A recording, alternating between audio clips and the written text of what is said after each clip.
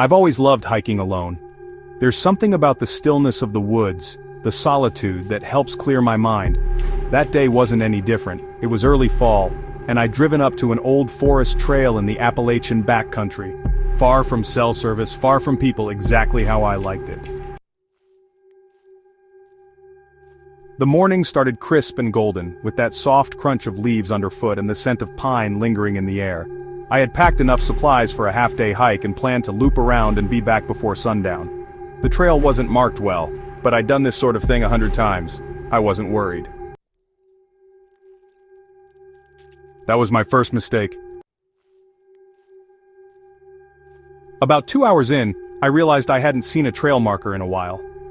The sun was higher now, and though the forest canopy filtered the light, it was still bright enough to keep me calm.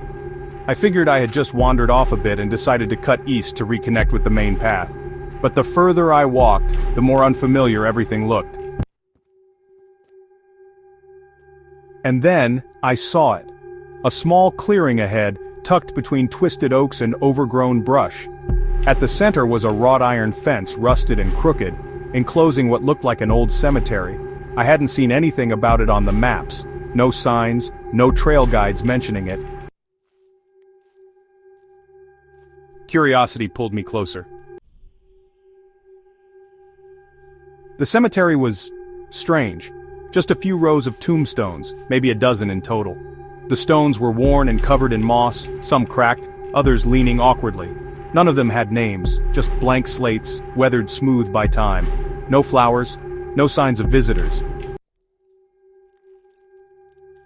I stood there for a long moment feeling this eerie tension in the air like the world was holding its breath. I shook it off. Probably some forgotten family plot from a century ago, nothing unusual. I took a few photos, made a mental note to look it up later, and kept walking. That was my second mistake. Because no matter which direction I headed, north, east, even doubling back, I kept ending up at that same clearing. I would walk for what felt like an hour, sure I was making progress, only to find myself back at the cemetery again. And that's when I noticed something had changed. The tombstones, they weren't blank anymore. The first row now had names, dates, carvings I was absolutely certain hadn't been there before. One stone read, Matthew Collins, 1978 to 2023. Another said, Rachel Wynn, 1986 to 2023. My breath caught in my throat. 2023, this year. Some of the dates were today's date. I stepped closer. My heart was pounding so loud I could barely hear the wind anymore. And then I saw it. The last stone in the row. It had no dates, but the name was there. Freshly carved, clean and sharp as if done that morning. My name. I staggered back, my stomach turning. No way. This had to be a prank, a trick, some weird art installation or twisted joke. But no one else knew I'd be out here. I hadn't told anyone the exact location. I hadn't posted anything online.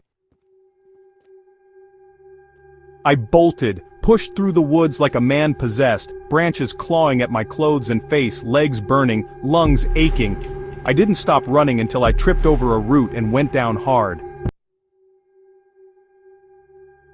When I opened my eyes, I was back in the clearing, again.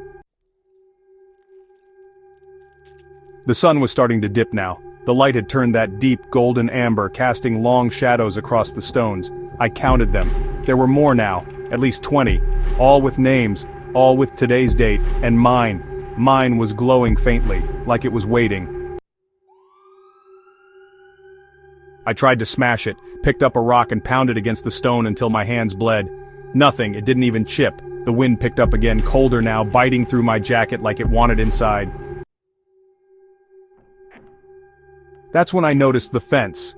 It was closer. The boundary of the cemetery had moved. It had expanded, subtly but undeniably. The trees around it were gone now, flattened, like they had been pushed aside by something invisible. The fence was pulling in the forest. And me. I stood there frozen, unable to move. as a thick fog began to roll in from the trees. It slithered between the tombstones, curling around my legs like fingers. The temperature dropped sharply. My breath hung in the air like smoke. Then, I heard whispers, not loud, not clear, just soft voices, dozens of them, maybe more. They came from all directions. Some sounded like children, others old and raspy. Some were crying, others laughing, and then one voice stood out. It was mine, begging, pleading, from somewhere inside the cemetery. That broke me. I ran again, this time not even knowing where my feet were taking me. I just needed to move, needed to get away, and then, I don't know how, I broke through the trees and stumbled out onto a dirt road. I collapsed, heaving, drenched in sweat and blood and fear. A park ranger found me hours later, delirious and mumbling. He didn't believe the story, of course. But I took him back the next day. There was no cemetery, no clearing, just trees, nothing but trees. He laughed it off, told me I must have wandered too far and hallucinated, that I'd hit my head or got turned around in the woods. But I know what I saw. And the worst part, sometimes, when I wake in the middle of the night, I hear the wind whispering outside my window, and I swear I can still hear those voices, calling my name. And I wonder if one day, I'll walk through the woods again, and the path will lead me right back to that place, and this time the stone won't just have my name, it'll have my date too, and I won't be able to leave, because some places don't let you go, they wait, and when they're ready, they take you.